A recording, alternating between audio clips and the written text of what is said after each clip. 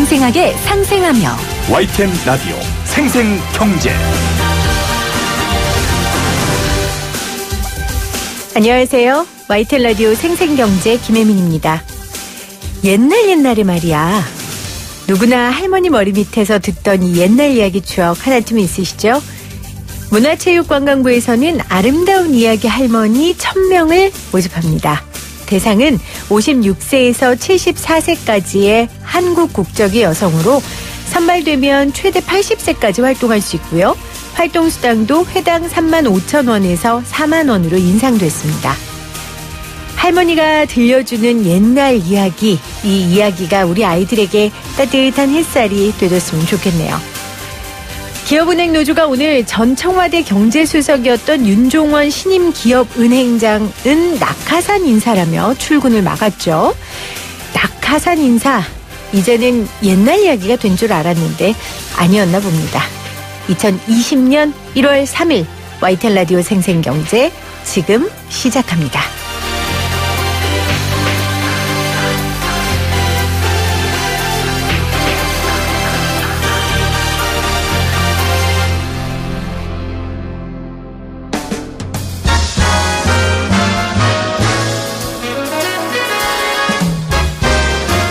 토론 아니고 수다.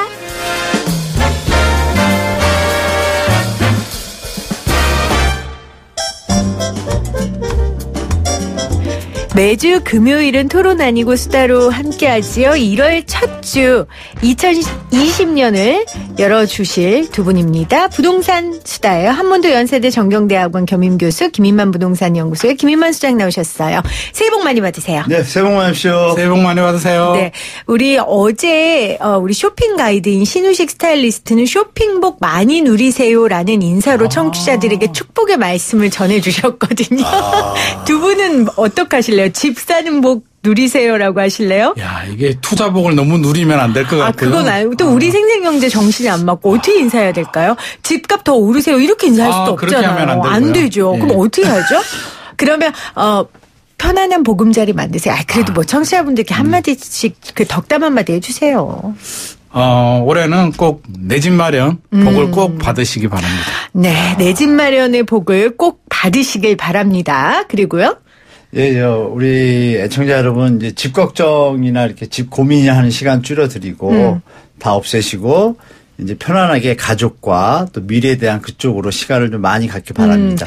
집에 대한 고민과 걱정을 좀 내려놓는 그런 네, 복을 네. 누리시길 바란다는 거죠. 예, 맞습니다. 네, 감사합니다. 자, 청취자분들 믿는 대로 될 겁니다. 꼭 그 복을 누리셨으면 좋겠고요. 무엇보다도 내가 있는 곳이 어디든 그곳이 나의 따뜻한 보금자리로 느껴질 수 있는 그런 자족의 복을 누리셨으면 좋겠습니다. 오늘 이렇게 덕담하면서 부동산 수다 시작했고요. 자, 2020년에 달라지는 부동산 제도들이 좀 많은 것 같아요. 월별로 정리됐던데 원래 이런 겁니까? 원래 월별로 부동산 제도가 이렇게 많이 바뀌어요? 올해가 특별절이 좀 더 많은 것 같아요. 그쵸? 12.16 대책도 나오고 해서 네. 이게 월별로 정리할 만큼 내용이 좀 많은 것 같습니다. 그러게요. 지금 기사들 보면요. 1월부터 12월까지 특히 상반기에 달라지는 부동산 제도들을 좀 집중적으로 정리를 했던데 네. 김인만 부동산님 일단 이번 달에 뭐가 바뀝니까? 1월부터는 제일 눈에 띄는 게 이제 양도세, 장기보유 특별공제 혜택이 축소가 됩니다. 그래서 올해부터는 이제 그 1세대 1주택자들 80%까지 이제 10년을 가지고 있으면 공제를 해주는데요. 네. 이제 2년 거주를 해야 됩니다. 그래서 올해부터 파는 것부터 거주를 해야 되고요. 여기서 한 단계 더 나가서 이제 내년이죠. 2021년 1월 1일부터는 2년 거주가 아니고 이제 10년 동안 10년을 거주해야만 80%가 되고요. 네. 10년 거주를 하지 않고 보유만 하게 되면 40%까지밖에는 공제가 안 됩니다. 그래서 이런 부분 좀 눈여겨보셔야 될 것 같고요. 줄줄이 이제 계속 바뀝니다. 뭐 전세자금 대출 같은 경우도 9억 초과 되는 집이나 2주택 이상이 되면 회수를 하게 되고요. 네. 뭐 3월 달에는 불법 전매 시 이제 청약 금지 10년 동안이나 적용이 되고요. 뭐 계속 나옵니다. 4월 달에는 민간택지 분양가 상한제 네. 유예 종료가 되고요. 5월 달에는 종합 그러니까 주택 임대 소득세 월 2천만 원 이하 신고를 해야 됩니다. 그래서 뭐 6월은 또 이게 굉장히 중요한 달이죠. 작년 12.16 대책에서 이제 한시적 중과세 배제가 나왔잖아요. 그렇죠. 그게 6월까지입니다. 그래서 10년 보유한 분들은 6월까지는 팔아야 되는 분들은 매도를 하셔야 이제 장특공제도 혜택을 받으시고 이제 중과세 배제도 안 받는 그런 효과가 나옵니다. 네. 그래서 그 외에도 뭐 종합부동산세율도 올렸고요. 뭐 많이 아시다시피 여러 가지가 있는데 이게 내년 2021년에 또 바뀌는 게 더 있거든요. 양도세 단기 보유하면. 네. 그러니까 지금까지는 1년 미만 보유하면 주택 같은 경우는 양도세율이 40%, 1년 넘어가면 일반 세율인데 내년부터는 이제 더 강화돼서 1년 미만은 50%, 1년에서 2년은 40%. 다른 주택에서만 혜택을 준 제도를 이제 원복을 시켰어요. 그래서 네. 내년에도 더 강화된다. 그렇게 말씀하실 네. 수 있습니다. 올 상반기 달라지는 부동산 제도에 대해서 중요한 것들을 이렇게 탁탁 꼽아서 김인만 수장이 설명을 해 주셨고요. 교수님 이게 결국은 12, 16 부동산 종합대책의 뭐 조속한 시행을 위한 입법이고 지금 이건 이제 달라지는 것도 나온 거고 더 바뀔 것도 있는 거죠. 더 입법이 될 만한 내용들도. 지금 거의 모두 발의가 됐지만. 입법 발의가 됐고요. 네. 또 이제 말씀 중에 이제 조금 추가해서 말씀드리면 그 2021년부터는 그 분양권이 1주택자, 일시적 2주택자 거기에 포함이 돼요. 네. 그래서 또 강화되는 게 이제 1년 이내에 처분을 해야 돼요. 안 그러면 다 양도세를 맞기 때문에 우리가 그동안 해왔던 갭 투자가 전혀 이제 통용이 안 되는 시장이 이제 되는 시기가 되기 때문에 그거 주의하셔야 되고 또 아까 그 양도세 소장님이 말씀 주셨지만은 일괄적인 거예요. 양도세 40에서 50% 오르는 건 기본이고 1년 네. 미만일 때 1년에서 2년이면은 원래 옛날에 차등해서 6에서 뭐 30% 20% 뭐 사이사이 있잖아요. 그게 아니고 그냥 다 40%. 아주 양도세 중과가 많아진 거죠. 그래서 네. 갭 투자를 작년 재작년에 하셨던 분들은 요걸 좀 유의하셔야 될 것 같고요. 그다음에 이제 한 가지 말씀드리면 분위기상 뭐 많이 투자하신 분들한테는 좋은 얘기는 아니고 또 무주택을 마련한 분들한테는 좋은 얘기인데 이 2월부터 주택 그 투기 상설 조사팀이 국토부에서 이제 움직인단 말입니다. 근데 그동안 기재부에서 방송에서 말했다시피 절대 뭐 용납하지 않겠다 해가지고 지금 합동조사단이 하고 있잖아요. 네. 2월 상설조사팀 나올 때 분명히 몇 개 발표할 것 같아요. 제 생각에. 뭐 총선도 있고 발표하는데 발표했으면 또 더 해야 될 거 아니에요. 그럼 강화를 하고 막 하다 보면은 허위 매물까지 또 붙잡겠다 그러잖아요. 네. 그리고 뭐 제 생각엔 포상금 제도까지 추가하면 이게 분위기가 묘하게 되거든요. 꼼짝말 하거든요. 네. 그래서 이 부분은 이제 무주택 주분들한테는 이제 하방 압력이 되니까 좋을 거고 기존에 투자하신 분들은 조금 좀 빠져나갈 어떤 탈출구가 좀 좁아지는 것 때문에 그런 시장이 없기 때문에 올해죠. 이제 올해 시장은 좀 만만해 보시지 말고 그 일엽지추라고 있죠. 낙엽이 떨어지면 우리가 가을이 오는 걸 알잖아요. 그 1월, 2월 소장이 말씀하셨던 월마다 뭐가 나와요. 네. 그죠? 그때마다 시장 분위기가 조금씩 뭐가 딱딱 나올 거예요. 신호가. 그 신호들을 보시면서 올해 한 해를 차근차근히 준비하시면 좋을 것 같아요. 자, 핵심은 결국은 투기를 막을 것이고 그리고 내 집 마련 실거주자들을 중심으로 정책을 펼쳐가겠다는 기조를 유지하겠다는 거예요. 그렇죠. 뭐 지금 김현미 장관이 또 오늘 불출마 선언을 눈물까지 흘리면서 그렇죠. 했어요. 그렇죠. 네, 아주 네, 이거 아주 큽니다. 그러니까 맞아요. 온갖 남은 힘을 선거에 쏟을 힘을 이제 지금까지 했던 부동산 정책 기조를 이어가겠다라는 이건 네. 사실 엄청난 개인으로서는 그렇죠. 엄청난 결단입니다. 제가 그 말씀 사실은. 드리니까 순간적으로 제가 답답할 정도니까 아, 네. 당연히 출마하실 줄 알았는데 출마 안 한다 그러니까 그럼 시장에서는 저도 답답하니 다른 분들은 어떻게 하죠? 다주택자분들은 조금 더 답답하실 것 같고. 그러면 오늘 김현미 장관의 불출마 선언에 답답한 분들은 다주택자들 그렇죠. 그리고 시원한 분들은 내 집을 마련하는 분들 이렇게 또 구분이 되겠네요. 어쨌건 오늘 여성 장관들이 불출마 선언을 했는데 어쨌든 개인적으로는 굉장히 많이 내려놓은 결단이라고 저는 생각을 하고요. 또 우리 민생을 위해서 더 애써 주셨으면 하는 바람인데 확실히 김현미 장관의 불출마 선언이 시장에 영향을 끼치겠죠. 더 심리적으로 위축시키지 않겠습니까? 그렇죠. 이게 강력한 의지를 다시 한 번 더 보여준 것 같고요. 네. 저도 당연히 총선 출마할 줄 알았는데 그랬군요, 전문가들은. 안 하고 네. 이제 부동산에 더 집중을 하겠다는 의미잖아요. 사실 총선도 안 나가는데 뭐 하겠습니까? 집값 더 잡아야죠. 강력한 사명감을 가지고 네.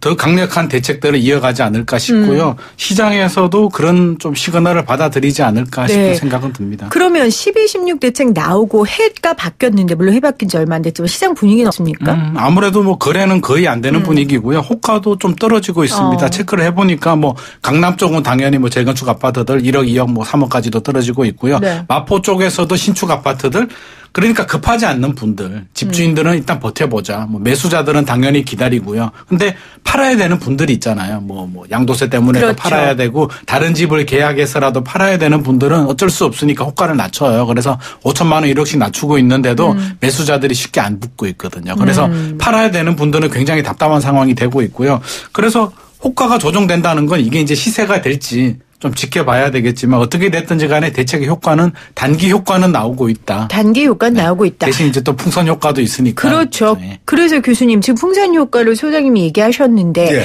9억 이하 강북, 수원 이런 곳은 오히려 난리라고 하더라고요. 맞습니까? 난리는 아닌 것 같아요. 난리 정도는 예, 아닙니까? 그 발표하자마자 일시적으로 좀 앞서신 분들이 제 생각이에요. 네. 그 9억 이하에는 해당이 안 되니까 정부의 어떤 뭐 정책들이 좀 풀이한 상태니까 네. 이쪽으로 시장이 몰릴 것이다 생각을 해가지고 일부 이제 앞선 분들이 예측을 해서. 나가셨는데 거래된 물량이 많지 않아요.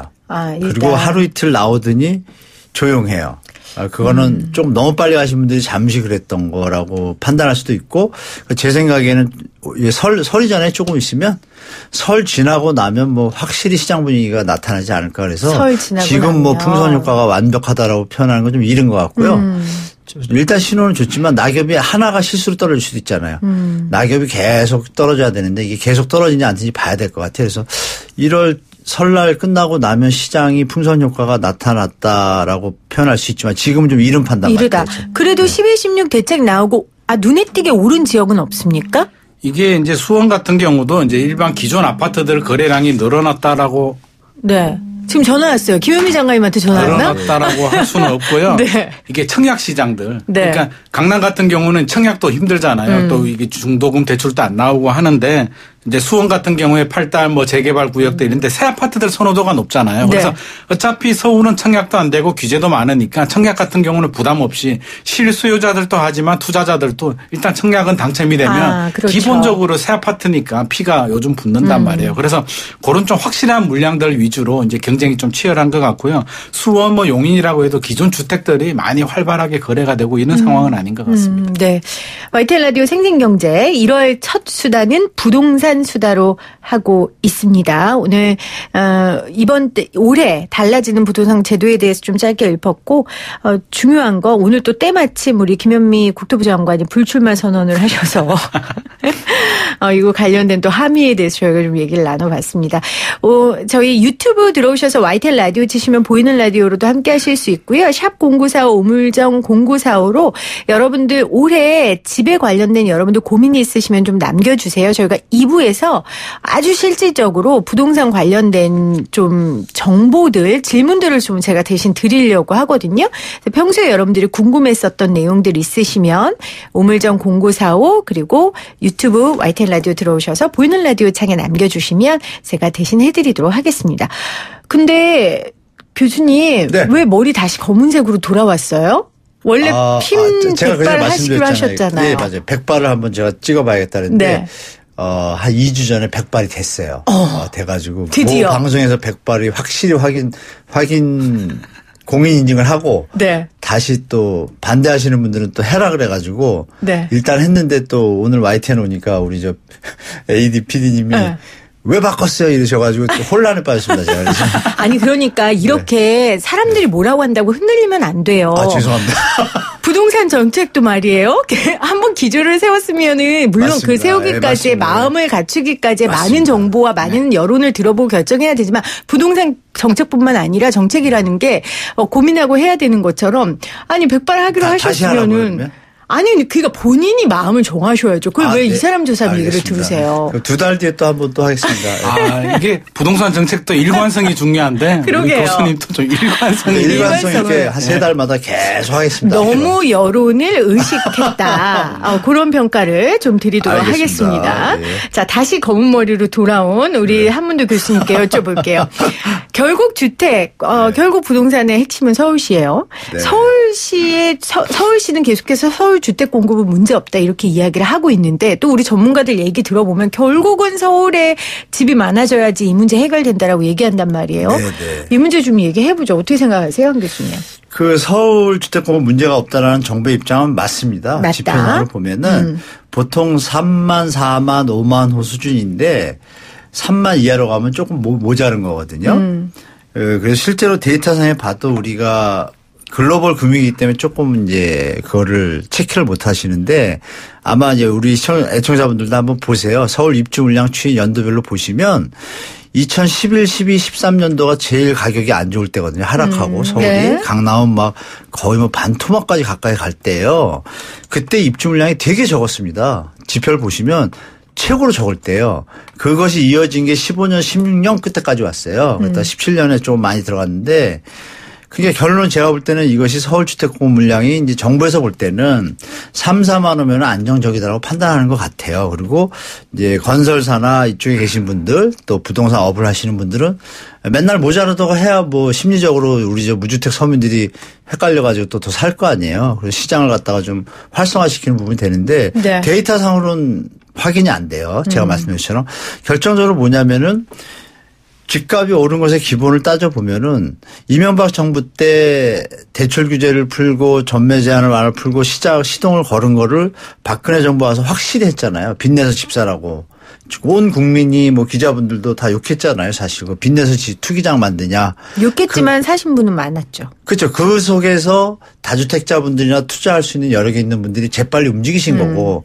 근데 그것이 지금은 이제 전국적으로 좀 부담이 되는 형태까지 폭등을 하다 보니 국가 경제에도 도움이 안 되고 이자 부담이 많이 나가니 당연히 뭐 쓰는 게 줄잖아요. 주니까 내수가 침체하고 막 겹겹이가 되다 보니 제가 볼 때는 서울시 정부에서 말하는 주택공급 부족은 문제 없다는 것은 이미 박근혜 정부에서 만약에 그걸 안 했다라면 네. 그 기조는 계속 이어졌을 거예요. 자기가 돈을 모아서 가는 형태로 가지. 누가 올리면 물량 한정돼 있으니까 한정돼 있어도 여력이 없으면 안 사잖아요. 근데 여력을 갖다가 인위적으로 만들어준 거 아니에요. 대출이라는 거. 그건 뭐 대출에 대한 장단점이 있지만 그것이 과도했을 때는 결국은 시간이 지나면 이렇게 국민 경제에 부담이 된다는 건 전 세계 국가들이 다 알아요. 그래서 네. 우리가 이제 DTI LTV를 지금 줄였잖아요. 이 효과는 이제 2, 3년 지나면 나타날 것이고 이자가 덜 나가면 당연히 모으는 돈이 더 있잖아요. 뭐 그런 맥락을 장기 시계열로 보면 제가 볼 때 지금 인구도 줄잖아요. 지금 서울시 인구가 줄었거든요. 그럼 서울시 주택의 그 공급은 문제 없다라고 말씀을 하시는 거예요. 이런 부분이 있죠. 재건축 재개발을 수요 공급 억제책으로 자꾸 규제책을 강화해서 원래 순서대로 그냥 할 수 있도록 했다라면 지금도 매년 이어지는 걸 따지면 큰 문제 없는 순환 개발이 되는 그런데 형태였는데 지금 재건축 재개발이 주택 가격이 묶여 급등을 하다 있으니까. 보니 본의 아니게 더 네. 줄이게 되고 그러니까 잠시 일시적으로는 문제가 있을 수 있지만 그것의 근본이 공급 부족으로 인해서 지금 증명이 됐잖아요. 12, 네. 13년대는 15,500개 안 됐어요. 근데도 가격이 내려왔단 말이에요. 내려 3만 원인데 그러면 여기도 주택 공급에 대한 대출과 전매, 양도세 이런 부분을 지금 다 묶어놨잖아요. 그래서 제가 볼 때는 예전의 공급 부족의 그 부분을 박근혜 때랑 비교할 수는 없다. 네. 이렇게 말씀드릴게요. 동의하세요, 김인만 수장님? 저는 이 부분에 대해서는 교수님하고 좀 다른 이야기를 하고 싶습니다. 뭐 정부 입장이나 서울시 입장에서는 통계 자료만 보면 뭐 그렇게 해석을 할 수도 있을 것 같은데요. 좀 다르게 해석을 하자면 이번에 12.16 보도 자료를 보면 이제 2018년, 19년, 20년 서울의 입주 물량이 한 4만 5천 호, 4만 1천 호 정도로 이제 예상을 하고 있고요. 네. 그 이전에 2013년에서 2017년까지는 한 3만 호 정도 됐어요. 3만 몇천 호 정도 평균이 그 정도가 됐는데 자, 이 정도 흐름을 가지고 이제 안정적이다. 정부나 서울시는 그렇게 이야기를 하고 있는데요. 제가 바라보는 관점은 이번 2018년도 주택 소유 통계를 보면 서울의 주택이 한 250만 호 정도가 돼요. 250만 호 정도고 자가 보유율은 50%가 안 되고요. 네. 아파트 이제 그 중에서 아파트는 한 150만 호 정도 될 것 같거든요. 이게 보면. 그러면 서울의 인구가 한 1000만 정도 되는데 아파트는 150만 호다. 많은 사람들이 갖고 싶어하는 아파트는 더 적을 것이고요. 서울 같은 경우는 신규 새 아파트가 없잖아요. 네. 이게 재건축 재개발 정비 사업이 아니면 공급이 안 되는데 여기서 공급이 되는 4만 5천 호 이제 올해 작년이죠. 작년 재작년에 좀 많았어요. 그 물량들은 박근혜 정부 시절에 이제 정비 사업을 추진해서 나온 물량들인데 서울 같은 경우는 신도시가 아니기 때문에 그 멸실 철거라고 하죠. 기존 주택을 철거하고 새로 공급하는 물량들이라서 순 증가분은 이렇게 되진 않거든요. 그래서 경기도나 지방 같은 경우는 빈 땅에 그냥 지어대니까 뭐 그렇죠. 5만 호, 10만 호라고 해도 플러스 알파가 되는데 서울 같은 경우는 대량 공급이 4만 5천이라고 가능한데. 해도 실제로 없어진 집이 한 3만 호 정도 된단 네. 말이에요. 그래서 제가 볼 때는 서울 인구 특히 또 수요자들은 서울을 많이 원하잖아요. 그렇죠. 이게 어떻게 보면 굉장히 좀 바뀌어야 될 부분인데 지방에 계시는 분들도 서울에 집 하나 갖고 싶어하고 미국에 계시는 분들도 서울에 집 하나 갖고 싶어하고 서울에 계시는 분들도 자식들 집 하나 해주고 싶어하고 수요는 굉장히 풍부한데 주택은 저는 특히 아파트는 여전히 부족하다. 더 아파트. 걱정되는 건 네. 부동산 124 통계를 보면 이제 내년부터 또 입주 물량이 더 줄어들거든요. 그래서 뭐 올해 반토막 정도로 난다라는 통계 자료도 나오는데 좀 걱정되는 건 정부 말이 맞았으면 좋겠는데 이게 주택이란 건 그렇잖아요. 한번 이게 이어져야만 계속 이어지는데 이게 맥이 끊어져 버리면 3년 후에 입주 물량이 줄어든단 말이에요. 그래서 문재인 정부 때 했던 규제들이 이제 2021년, 2022년이 돼서 실제로 줄어들었을 때 그걸 만회하기가 좀 빠른 시일 안에 쉽지 않지 않을까 하는 걱정? 그러니까 문재인 정부에서 내놓은 부동산 정책들이 집값을 잡기 위한 정책이기도 하지만 부동산 시장을 위축시키기 때문에 공급이 줄어들고 그러다 보면 결국은 또 다른 문제를 일으킬 수 있다. 잘못하면 또 빌미를 제공해 주지 않을까. 그럴 수 저도 있다. 절대적인 안정을 원하는 사람인데 네. 이게 괜한 또 빌미를 또 제공해줘서 또 전세 가격도 불안하거든요. 그래서 서울시는 방향을 확실히 잡았어요. 박원순 시장이 뭐 공공주택 만들어도 공공주택 예를 들어 공유주택 또 거기에서 한 발 더 나가서 부동산 국민 공유제 정책을 지금 하겠다고 했단 말이에요. 이게 뭐예요? 소장님? 아니 교수님? 아, 저요? 네. 그 공유제 그러면 막 거대한 것 같은데요. 네. 뭐 내용은 크게 없습니다. 그 세금하고 이런 걸 좀 많이 걷어서 그 재원을 가지고 뭐 여러 가지 말을 들었는데 마지막 종착지는 뭐냐면 임대주택을 많이 공급하자. 그러니까 서울시가 이겁니다. 주인인 아파트를 많이 만들겠다. 네, 그래서 임대주택 공급하려면 돈이 있어야 되는데 네. 그 거둔 세금으로 땅을 사자 나라에서 네. 이렇게 뭐 있던 땅도 팔았는데 뭐 이명박 정부 때 보금자리 많이 팔았잖아요. 있던 땅도 팔던 정부에서 갑자기 이제 정권이 이제 바뀌다 보니 이쪽 이 얘기를 하시는 건데 실현 좋은 뜻은 좋죠. 뜻은 좋은데 이제 실현 가능하려면 여러 가지 요인들이 같이 붙어줘야 되는데 전국적으로 장기적으로 이 방향으로 가야 되지만 제 생각에는 일시적으로 말은 좋은데 언제 될지는 아직 모르고 좋은 뜻으로 받아들이시고 국민 정부 당국자들은 뭐 새겨들어서 이것에 맞춘 정책을 뭐 지속적으로 해나가는 건 좋을 것 같아요. 네. 그러니까 방향에 대해서 이의를 제기하는 분들은 없을 거예요. 네, 그런데 맞습니다. 이제 그 나아가는 방향에 있어서 속도라든지 그렇죠. 아니면 수단이라든지 이런 부분에 대한 다양한 논의와 토론이 있기 때문에요. 네. 특히 집이라는 정말 보금자리에 관련된 거기 때문에 많은 사람들의 이야기를 들으면서 정부가 또 나아가야 될 것 같습니다. YTN 라디오 생생경제 오늘 토론 아니고 수다 부동산 수다 함께하고 있습니다.